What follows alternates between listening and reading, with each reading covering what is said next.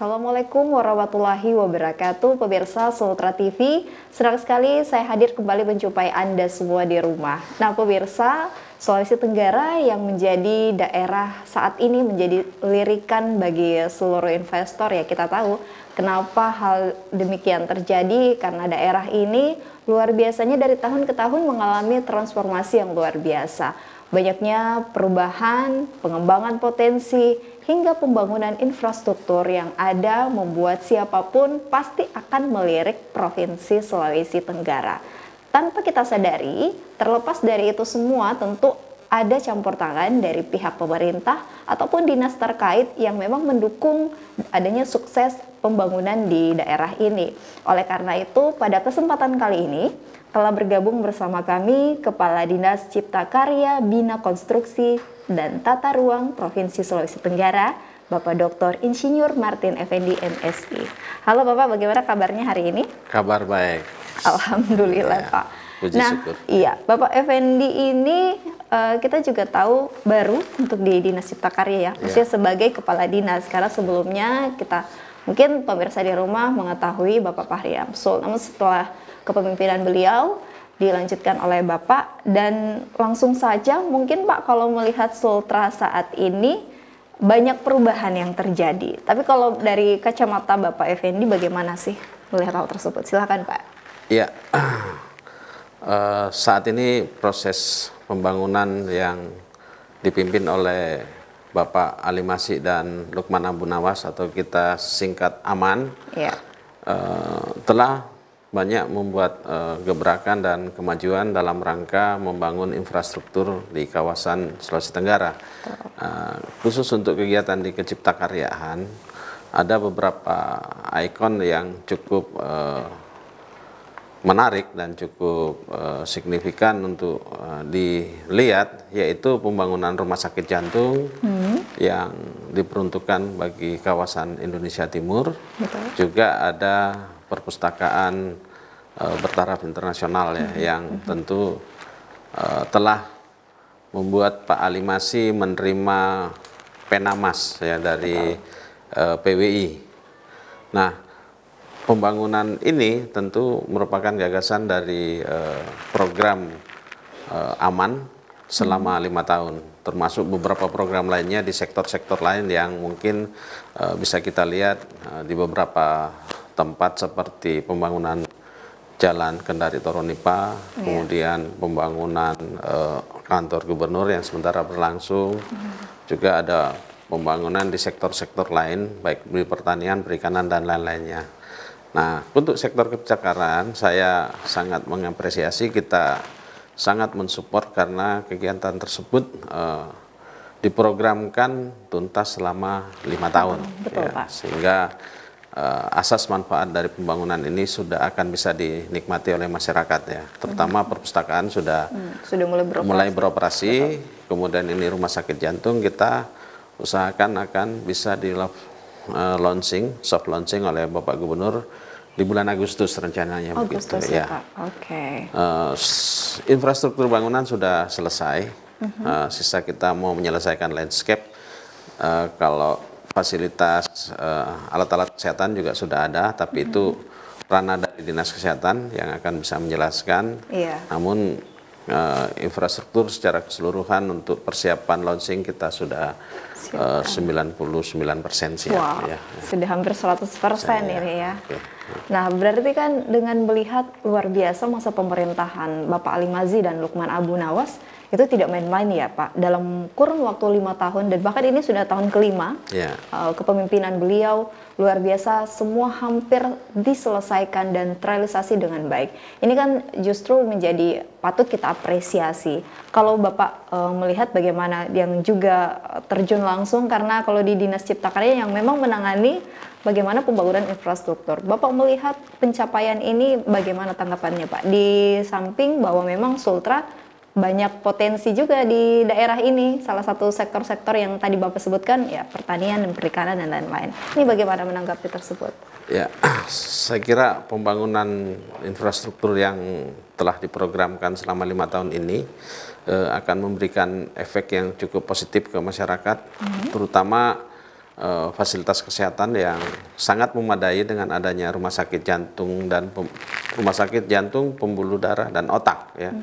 Itu juga akan disupport oleh rumah sakit Harapan Kita dari Jakarta dalam operasinya, dan nantinya tentu setelah SDM-nya cukup kita akan beroperasi sendiri ya. Nah, ini mendapat apresiasi dari PT SMI atau Sarana Multi Infrastruktur selaku pemberi hutang ya ke pemerintah provinsi. Mereka mengatakan bahwa rumah sakit jantung ini adalah rumah sakit yang terbaik yang pernah dibangun oleh pemerintah daerah yang didanai oleh SMI.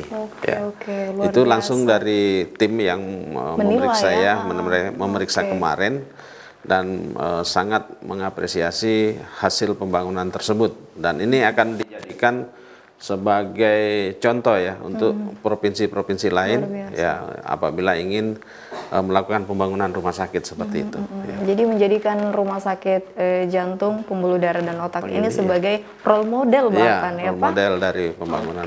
Oke. Mereka tidak menyangka bahwa akan betul-betul 17 lantai yang dibangun. Iya, maksudnya dari desainnya, tampilan. Nah, ini kan juga pasti kaitannya ya kerja-kerja ini semua dinaungi oleh Dinas Cipta Karya, Bina Konstruksi dan Tata Ruang, Pak.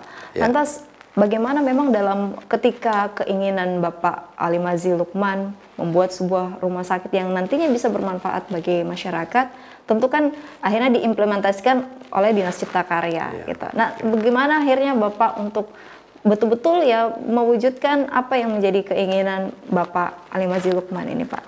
Ya, walaupun saya berada di tahun terakhir masuk di Cipta Karya, namun masih ada beberapa elemen-elemen yang memang menyesuaikan. Saya melihat di situ bahwa begitu detailnya Pak Gubernur Ali Mazi melihat rencana pembangunan ini, dan sangat-sangat istimewa bagi kita Dinas Cipta Karya karena beliau sangat mensupport. Apabila ada hal-hal yang misalnya kita anggap kurang dalam hal pendanaan, beliau selalu mensupport untuk menambah apabila ada kekurangan-kekurangan. Karena sekarang kita sisa menyelesaikan landscape, dan kita memang masih butuh beberapa dana lagi untuk menyelesaikan lahan parkir dan penghijauan di sekitar lingkungan rumah sakit itu, supaya nanti sarana dan prasarana penunjang dari rumah sakit ini sangat memadai ya. Karena kita berharap dengan besarnya kapasitas daya dukung dan daya tampung dari rumah sakit ini, tentu banyak fasilitas yang harus kita siapkan, terutama lahan parkir dan juga mungkin sarana dan prasarana lainnya yang dibutuhkan untuk menunjang rumah sakit ya. Ada rencana dalam pengembangan ini bahwa kita akan membuat salah satu lantai untuk menjadikan guest house atau penginapan bagi keluarga pasien, agar tidak jauh dari pasiennya, sehingga mungkin ada 1 atau 2 lantai kita akan buat itu. Dan itu masih di lingkungan ini, Pak? Masih ada di dalam gedung itu sendiri. Di dalam gedung itu. Gitu. Sehingga tapi di sana fasilitas sudah cukup memadai. Jadi sudah ada khusus untuk kelas 3, kelas 2, kelas 1, VIP dan VVIP. Sudah lengkap ya. Ini kan memang juga saya akui pembangunan rumah sakit jantung, pembuluh darah dan otak ini, Pak, memang membutuhkan waktu yang lama. Karena membutuhkan waktu yang lama ya karena memang mewujudkan sesuatu yang besar juga gitu kan. Itu kan tidak mungkin bisa serta-merta langsung jadi instan, tidak semua butuh proses. Nah, tadi juga Bapak mengatakan bahwa sedemikian rupa menampung kapasitas untuk pasien nantinya di situ. Berapa sih kalau boleh tahu Pak kapasitas yang ditargetkan bisa ditampung oleh rumah sakit? Yang jelas itu 5 lantai itu sudah dikhususkan untuk pasien. 5 lantai khusus untuk pasien. Nanti kalau daya tampungnya biar Kepala Dinas Kesehatan atau Direktur Rumah Sakit Jantung yang menjelaskan itu. Tapi memang dikhususkan 5 lantai itu untuk para pasien ya, Pak? Kamar pasien mulai untuk rawat inapnya. Karena lantai 1 sampai lantai 4 itu untuk fasilitas rawat jalan, termasuk kontrol yang biasa check up rawat jalan dan termasuk klinik-klinik semua di dalamnya. Dan ruang operasi ya. Ruang operasi yang sangat modern di sana. Kalau misalnya nanti bisa mewawancarai Dr. Al Ghazali selaku PLT Direktur Rumah Sakit. Itu bisa dan bisa melihat langsung kondisinya di sana. Ya boleh lah, nanti kami boleh ya jalan-jalan di sana kali Pak ya. Luar biasa. Nah ini kan juga pasti tidak terlepas dari kolaborasi dan sinergi yang dilakukan ya Pak. Lantas kalau dari pihak internal sendiri di Dinas Cipta Karya bagaimana nih terus membangun untuk melakukan sebuah sinergitas yang besar? Ya kita bekerja tim. Jadi yang bekerja itu tidak hanya 1-2 orang, tetapi lebih dari sampai mungkin 6-7 orang di sana yang kita tempatkan untuk membantu, mengawasi dan memantau seluruh kegiatan pekerjaan ya di sana. Ya, karena ini banyak item kegiatan yang memang harus sangat super teliti kita melakukannya karena kita tetap harus berkolaborasi dengan pihak rumah sakit atau pihak dinas kesehatan karena kita yang membangun, mereka yang akan menggunakan sehingga kita harus ada konektivitas antara pihak rumah sakit dengan kami agar fasilitas-fasilitas yang kami bangun betul-betul nanti bisa dimanfaatkan secara maksimal ya. Dan kita juga mendengar masukan-masukan dari mereka apa yang diperlukan dan apa yang masih perlu ditambah, saya kira gitu. Dan itulah kolaborasi itu yang terus dibangun hingga sampai saat ini, sebelum launching pun semua masih dipastikan aman semua bisa, ya Pak? Berjalan sesuai dengan yang kita harapkan yang direncanakan. Tapi sampai sejauh ini ada tidak Pak semacam mungkin lagi masukan-masukan yang baru saja mungkin diberikan baik dari pihak rumah sakit ataupun pihak dinas kesehatan, atau sampai saat ini belum ada lagi nih tambahan kira-kira apa lagi yang perlu untuk dibangun? Iya, ini kan masih ada 5 lantai yang masih kosong yang akan kita pakai untuk yang tadi saya cerita untuk guest house, kemudian untuk ditambah lagi ruang VIP dan VVIP dan kegiatan operasional rumah sakit sendiri ya. Kita berharap jika memang masih bisa ada dana yang akan kita selesaikan mungkin tahun 2024 kita bisa tuntaskan itu. Ya, dan ya bisa lewat APBD, bisa juga lewat anggaran pemerintah pusat karena untuk pengadaan alat kesehatan itu yang saya tahu itu ada bantuan dari Kementerian Kesehatan. Betul, kalau itu memang naungan mereka gitu kan. Ya, jadi masih saya kira itu bisa saja nanti berjalan simultan seperti itu. Betul sekali. Nah, lagi-lagi inilah yang diinginkan agar masyarakat, mohon maaf mungkin yang saat ini sedang sakit atau yang sangat membutuhkan pertolongan khususnya untuk penyakit jantung ya Pak, karena kan ini istilahnya apa ya, masih sangat jarang lah untuk rumah sakit yang menangani hal tersebut. Dengan hadirnya rumah sakit jantung, pembuluh darah dan otak ini diharapkan ya bisa menjadi salah alternatif yang akhirnya dimanfaatkan oleh masyarakat. Dan terlepas dari itu semua ya kita harus memang apresiasi bahwa pemerintah betul-betul ingin mewujudkan apa yang menjadi visi misi mereka sampai akhirnya ada rumah sakit jantung dan juga perpustakaan modern. Nah pemirsa, setelah yang saat ini kita masih akan kembali, kita juga mungkin akan membahas terkait dengan pembangunan di perpustakaan modern bertaraf internasional, dan luar biasanya ini sebenarnya sangat selaras dengan visi dan juga misi dari beliau ya. Jadi terkait dari ada Sultra Cerdas, Sultra Sehat, kita tahu ya. Banyak lagi, ada 3 pilar yang lainnya, dan semoga inilah yang menjadi bukti bahwa Ali Bazil Lukman betul-betul ingin menyelesaikan apa yang menjadi program kerja mereka. Kita masih akan kembali setelah yang satu ini, jangan kemana-mana.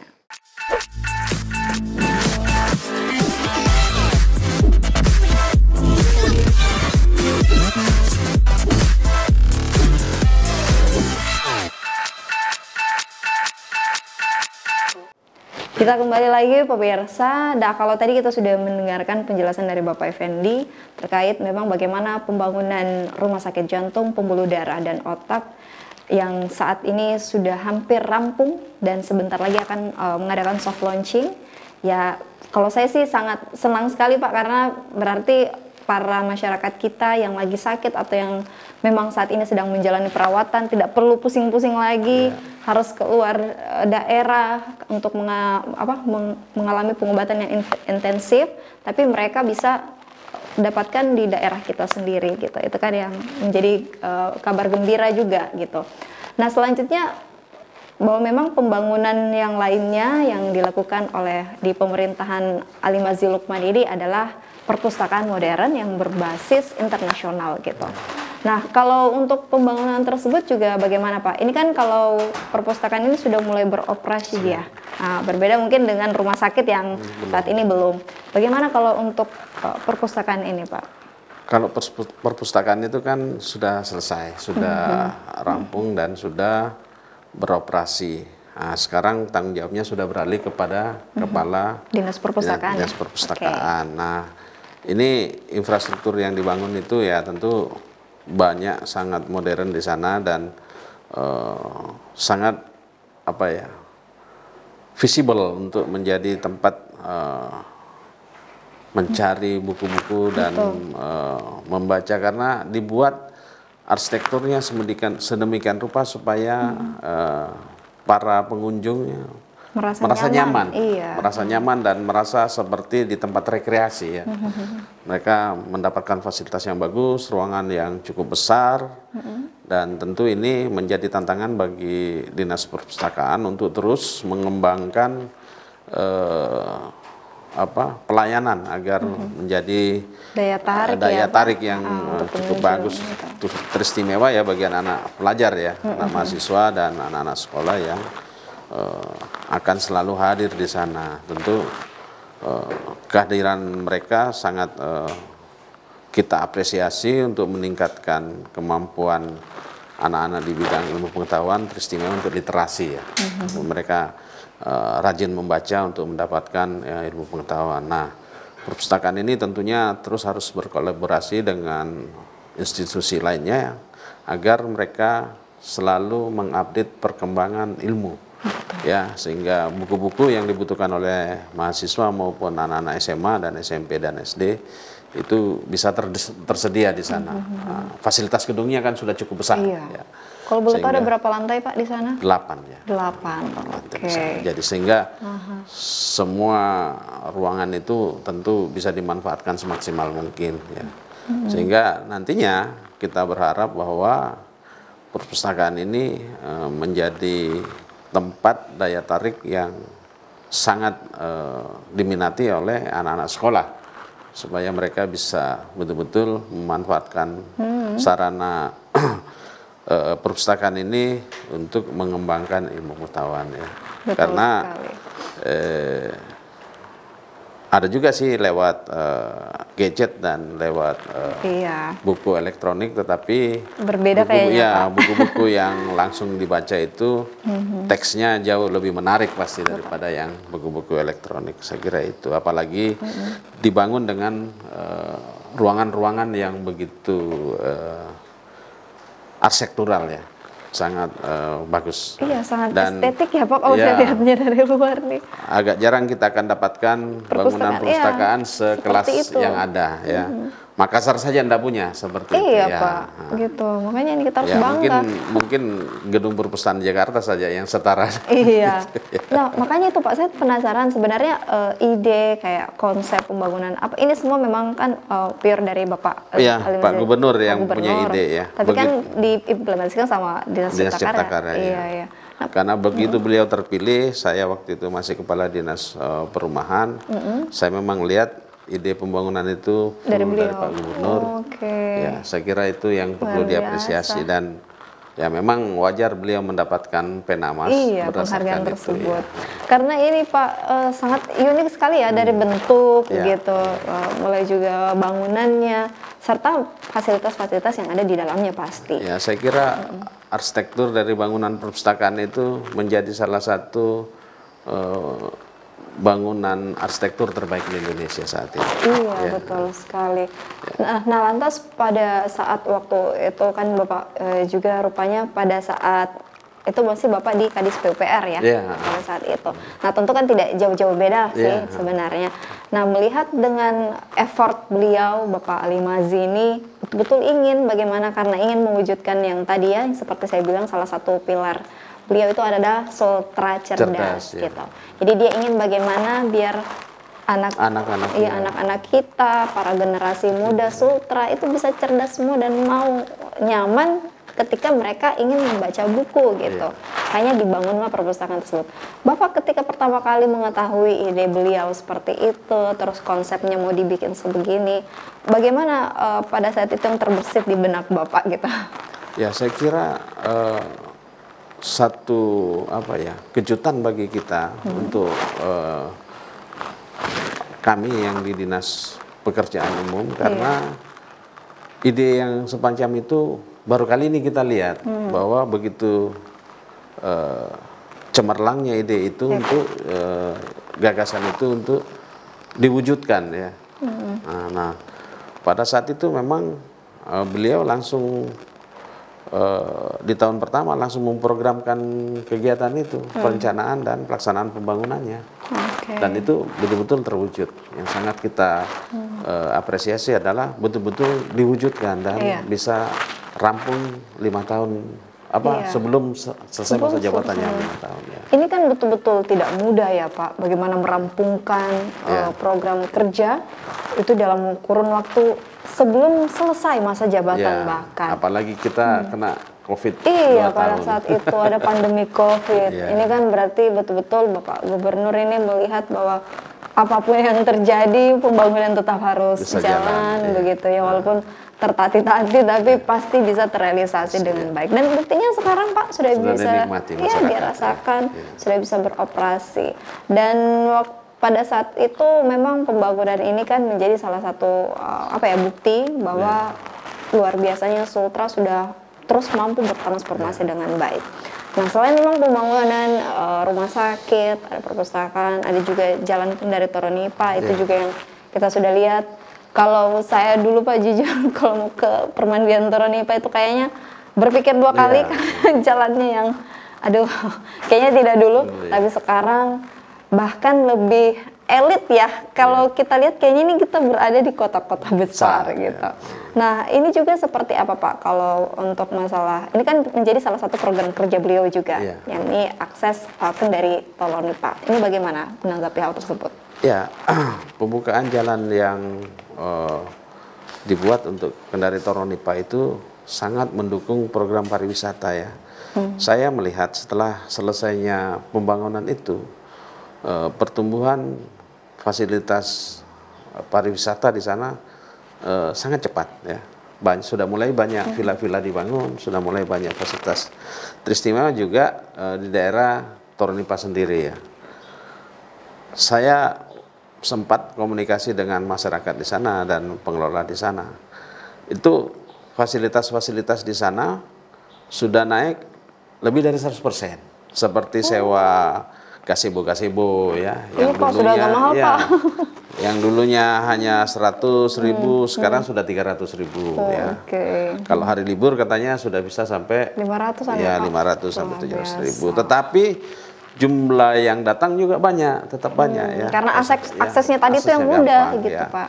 Kita bisa 2-3 kali sehari ke sana karena jalan Kendari Toronipa itu ditempuh 15 sampai 20 menit saja. Yang tadinya mungkin hampir 1 jam, 1 jam lebih bahkan. Sehingga memang antusias masyarakat untuk hadir atau menikmati fasilitas di sana sangat mudah dan nyaman ya. Artinya pemilik modal sekarang sudah mulai banyak bangun villa karamba di pinggir jalan pantai. Karena itu tadi saking mudahnya dijangkau oleh masyarakat kita gitu, luar biasanya. Nah, terlepas dari itu semua, ini kan ya lagi-lagi yang namanya pembangunan kan pasti akan memberikan juga dampak perubahan ya Pak dari bagaimana siklus kehidupan khususnya di masyarakat, tentu juga dari lingkungannya itu kan pasti memang akan mengalami sedikit perubahan. Tapi terlepas dari itu, bagaimana Bapak menanggapi yang mana memang ya masyarakat sekitar kan otomatis harus menyesuaikan kembali begitu. Ini bagaimana Pak? Ya, kita di sana hadir tidak hanya membangun infrastruktur jalan saja. Nah, kemarin ketika dibangun itu lewat dinas sosial juga kita mensupport masyarakat Kampung Bajo sana untuk bisa mandiri dalam menghadapi perubahan itu, sehingga ada pembinaan dan penguatan bagi kelompok-kelompok pemuda dan masyarakat di sana untuk bisa berusaha. Ya. Itu tidak hanya di dinas sosial, tapi di dinas lain seperti Perindak dan Koperasi juga hadir, Dasan dan Perumahan. Jadi kita membantu memperbaiki sarana dan prasarana infrastruktur perumahan dan lain-lainnya. Nah, memang yang perlu disiapkan bagi masyarakat di sana dengan adanya Jalan Kendari Toronipa, pembangunan akan pesat ya ke sana ya, karena masyarakat pasti akan membangun fasilitas-fasilitas untuk rekreasi dan pariwisata ya. Apakah itu villa, apakah itu restoran, apakah itu nanti fasilitas dermaga, untuk speed dan lain-lain, itu akan berkembang pasti. Karena saya lihat kalau sore saya kira sudah banyak pedagang kaki lima juga memakai fasilitas jalan itu untuk berdagang ya di wilayah itu. Dan bahkan di sekitar Toronipa, sebelum masuk Toronipa sudah ada beberapa fasilitas rumah makan di pinggir jalan yang sudah mulai tumbuh. Dan itu saya kira wajar-wajar saja, karena memang daerah itu akan menjadi destinasi pariwisata ya. Memang pariwisata itu akan tumbuh pelan, tetapi pasti ya, dia sesuatu yang pasti begitu, pasti Pak. Karena memang didukung oleh suasana alam yang menarik seperti pantai yang bersih ya, ada pasir dan banyak fasilitas yang bisa mereka jangkau di sana. Ada Pulau Bokori, ada Toronipa, dan mungkin banyak nantilah fasilitas lainnya yang bisa dibangun oleh investor di wilayah itu untuk mengembangkan wisata di sana. Dan saya yakin dalam waktu singkat juga pasti akan tumbuh penginapan dan hotel di sana. Ya. Karena itu tadi Pak, bahwa ketika semua akses gitu, atau tidak juga ya aksesibilitas, terus juga kita tahu bahwa memang ada tempat ya di sana, itu pasti akan mengundang dan meyakinkan para investor untuk mau berinvestasi di daerah ini. Dan apakah ini juga yang pasti menjadi pemikiran dari Bapak Gubernur sebenarnya? Mungkin kita baru menyadari sekarang, tapi Bapak Gubernur sudah menyadari beberapa tahun yang lalu, makanya kenapa dia membuat sebuah gebrakan-gebrakan baru ini. Dan inilah yang harus kita apresiasi. Maksudnya kita lihat dari sisi positifnya Pak ya. Saya yakin yang namanya pro kontra itu pasti ada gitu. Tapi terlepas dari itu semua, inilah wujud bahwa selama 5 tahun kepemimpinan Ali Mazhar Lukman, ada loh yang dia kasih ke kita gitu kan, ada yang dia berikan. Jadi ketika nanti ya masa jabatan beliau berakhir, maka beliau itu kayak semacam sudah puas dan akhirnya sudah bisa ada yang dinikmati oleh masyarakat kita. Bahkan nanti mungkin generasi-generasi cucu kita ke depan juga ya Pak bisa menikmati hal tersebut. Nah pemirsa, kita masih akan kembali setelah yang satu ini, jangan kemana-mana, tetap di Sudut Sultan.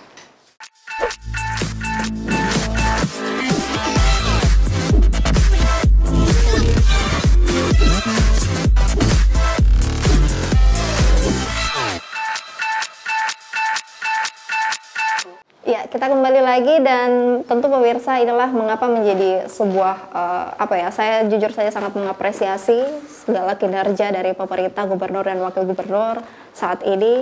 Ya memang kita tahu ini tahun kelima masa kepemimpinan beliau, tapi luar biasanya hampir semua realisasi yang tertuang dalam misi itu semua bisa terwujud dengan luar biasa gitu. Nah sampai sejauh ini Pak, lagi-lagi kan kalau Dinas Cipta Karya, Bina Konstruksi dan Tata Ruang Provinsi Sultra ini memang tupoksinya adalah bagaimana terkait pembangunan infrastruktur, mendukung segala kinerja dan juga yang menjadi program prioritas pemerintah daerah gitu.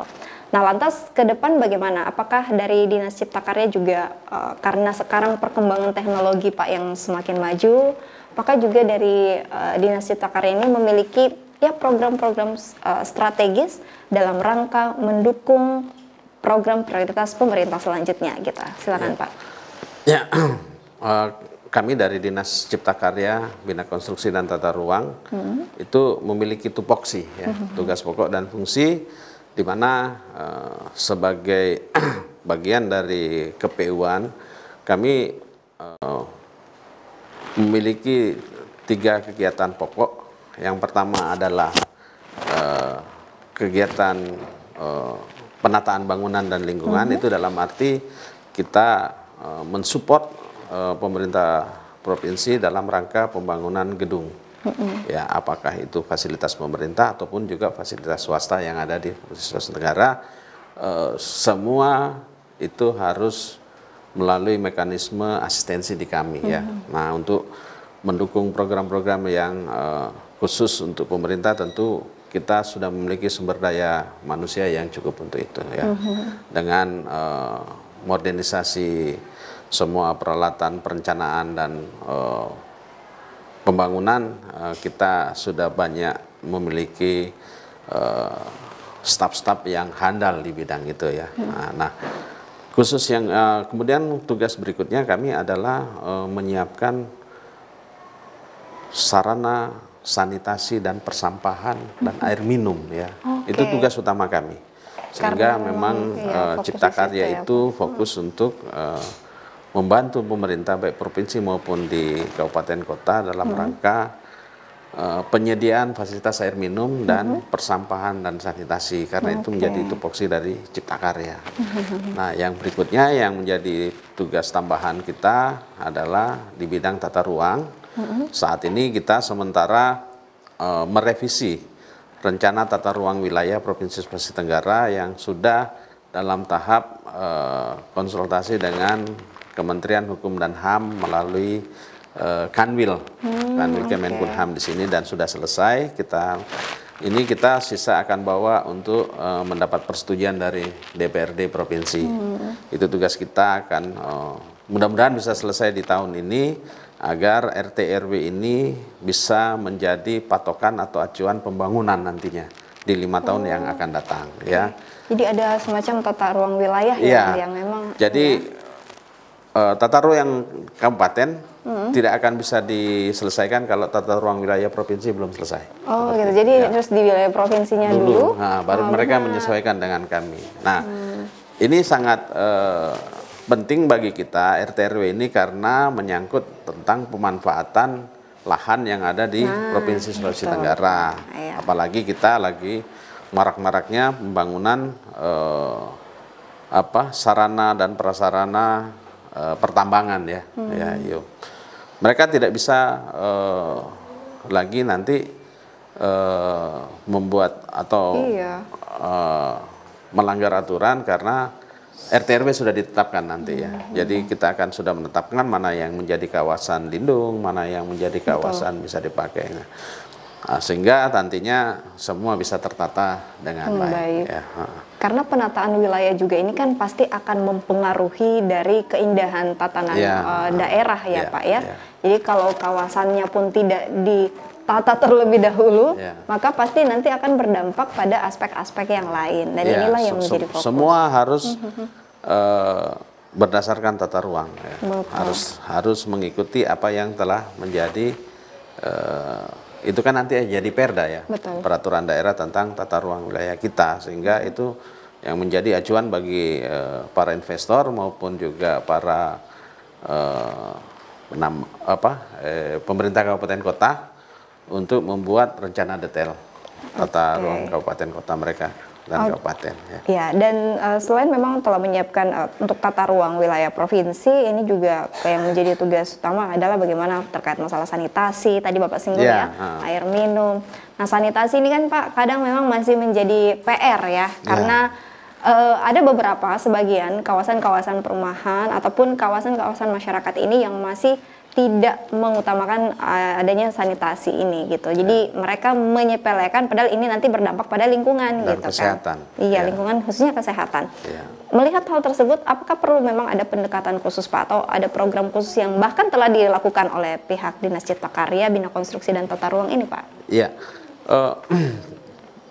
Tugas dan tanggung jawab ini tidak hanya dibebankan kepada pemerintah provinsi. Ini bisa juga pemerintah pusat, bisa jadi juga bisa ya, pemerintah kabupaten kota. Sehingga memang kita perlu kolaborasi. Jadi kalau di pemerintah pusat itu kita ada balai di sini, balai keciptakaryaan, kemudian di kabupaten kota. Nah, penanganan kawasan yang belum memiliki fasilitas sanitasi itu memang kita programkan ya. Ada beberapa kegiatan kita, termasuk di daerah-daerah yang rawan air, artinya yang sulit untuk mendapatkan air minum, bersih, seperti iya. di pulau-pulau ya, Iya, seperti di betul. Pulau Batu Atas, di Wakatobi sana kita sudah memprogramkan beberapa kegiatan, termasuk juga di wilayah daratan sini. Daratan. Kan memang ada beberapa wilayah daratan ini yang belum terjamah ataupun Iya, memang mereka belum tahu pentingnya sanitasi itu Iya. gitu. Adalah beberapa di daerah pedesaan dan ini mungkin yang menjadi prioritas dari pihak Dinas Cipta Karya, Bina Konstruksi dan Tata Ruang sendiri. Nah, tentu kan pasti ya lagi-lagi harus ada kolaborasi terbangun di sini, Pak. Karena masalah yang dinaungi oleh dinas ini sangat kompleks sebenarnya. Ada 3 ya. Jadi bagaimana di Cipta Karya, Bina Konstruksi, dan Tata Ruang itu sendiri. Lantas pihak-pihak selain internal di dalam dinas ini, pihak mana saja lagi yang memang menjadi seseorang yang sangat betul-betul dibutuhkan dalam hal untuk kolaborasi ini? Ya, saya kira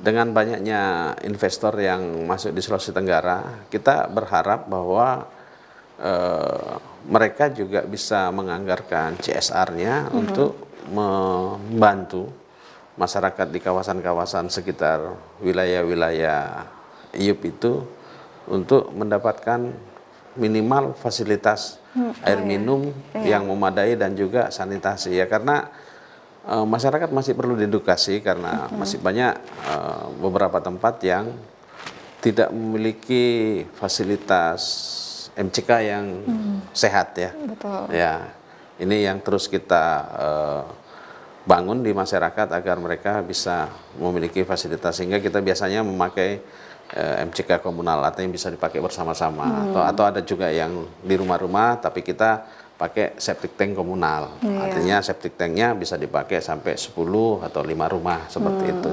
Ini Padahal kan harusnya punya masing-masing. Ya, mereka supaya mereka bisa hidup sehat lah. Iya. Kan ini salah satu sumber penyakit kalau mereka tidak memiliki MCK yang sehat, artinya membuang BAB mereka di kebun atau di sawah atau di sungai, kan itu tidak akan sehat. Iya. Nah, kita ingin masyarakat bisa tertib dalam hal sanitasi dan tentu bisa mendapatkan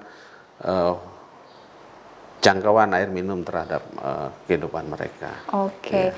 Nah, lantas target ke depan dari Dinas Cipta Karya, Bina Konstruksi dan Tata Ruang ini bagaimana, Pak? Kan terus pasti adanya inovasi-inovasi yang memang akhirnya mendukung program-program prioritas yang tadi sudah dijelaskan. Lantas apa yang saat ini telah dilakukan, Pak? Ya, kita selalu berharap bahwa DPR bisa mendukung kita untuk memfasilitasi dan memberikan dukungan pendanaan dalam pengentasan sanitasi dan air minum ini. Jadi target sebenarnya yang harus kita penuhi bahwa masyarakat itu minimal 80 atau 90% itu terfasilitasi oleh air bersih yang disiapkan oleh pemerintah, dalam hal ini PDAM ya. Yang sisanya mungkin bisa mereka individu-individu ya. Nah, demikian juga dengan fasilitas sanitasi dan persampahan. Kita berharap bahwa masyarakat nanti bisa diedukasi dan bisa memiliki MCK atau fasilitas kamar mandi yang memadai, dan juga apabila tidak dimungkinkan kita akan membangunkan fasilitas MCK umum bagi mereka ya. Nah, ini kita harapkan semua bisa mendapatkan itu, bisa terjangkau dengan fasilitas itu. Itu tugas keciptakaryaan yang sebenarnya yang harus dilaksanakan, dan tahun ke depan peraturan Menteri Dalam Negeri sudah mensupport ini agar Dinas Cipta Karya itu fokus ke pembangunan fasilitas sanitasi, persampahan dan air minum. Seperti itu. Ya, bagus sih, karena memang persampahan, air minum dan sanitasi ini kayak 3 hal yang saling berkaitan dan tidak bisa memang dipisahkan, hingga akhirnya masih menjadi masalah gitu, masih menjadi PR pemerintah. Tapi lagi-lagi sebenarnya saya harapkan sih ketika ini sudah mulai pemerintah telah melakukan program-program strategis untuk membahas hal tersebut, ya kita sebagai masyarakat juga harus mendukung gitu. Jangan sampai malah sudah ada ketersediaan fasilitas yang baik di sanitasi, terus juga masalah persampahan dan juga air minum. Tapi malah kita yang akhirnya menyia-nyiakan fasilitas itu kan sangat disayangkan ya. Jadi memang perlu juga ada kesadaran kita untuk mendukung segala program prioritas dari pemerintah.